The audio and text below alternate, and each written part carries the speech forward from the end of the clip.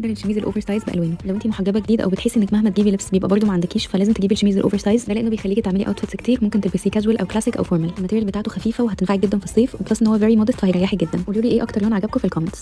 صباح الخير. قال لي انا صاحب المنظر ده رايح افطر النهارده عند سلفتي، بس الحمد لله من الاسلاف الطيبين. ثواني، هو جمع سلفه ايه؟ اسلاف ولا سلاف؟ المهم انا عايزه اعمل ستايلنج للكارديجان ده او الكفتان ده ايا كان اسمه. غالبا هيتلبس كله على بيج عشان كده لابسه الطرحه البيج يعني.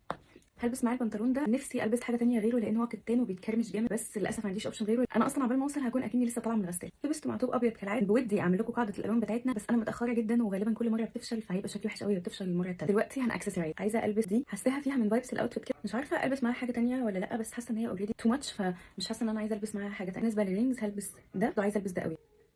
نيجي بقى الحيرة كل مره الشنطه. انا لابسه بنطلون فيه بيج والطرحه بيج، طبيعي ان الاختيار يكون بيج، بس الشنطه دي بيج بتاعها غامق شويه، فمش حاساها. الشنطه دي فيها من درجه كارديجان، فحاسه ان هي ماشيه شويه، بس في نفس الوقت حاسه ان هي بعيده عن البيج، فانا مش عارفه اعمل ايه. للاسف مش عارفه اخد رايكم المره دي، لاني غالبا وانا بنزل الريل ده هكون في البيت هناك عندها، فانا شكلي كده هستقر على دي. واخيرا السليبر ما يهتليش بالغ غير لما اعمل لايرنج بالاكسسوار.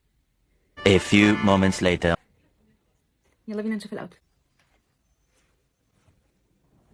هاي، بما ان موضوع ان احنا نختار سكارف ونعمل عليها الاوتفيت ده عجبكم، فاحنا هنعمل كده النهارده بس على بلين سكارفز. عندي 3 طرح برده مجننين، فيلا بينا نعمل لهم ستايل. هلبس السكارف دي على حاجه مش تقليديه شويه، وهو الكارديجان ده لونه سيمون كده، او مش عارفه لونه ايه بصراحه. هلبس معاه السكيرت البليسيه دي، تعالوا نشوف هيبقى عامل ازاي في اللبس. اللي عاجبني قوي في اللفه دي انها دارت خدودي.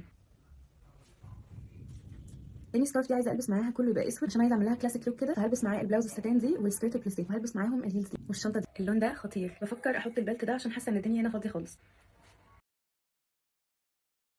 اما بالنسبه للسكارف دي فعايزه اجرب معاها ستايل اول مره البس. هلبس الشيرت الابيض ده عليه دينم جاكيت كروبت كده، والبنطلون ده، وانا هتلاقي زيكم بالظبط لاني اول مره البس الستايل ده.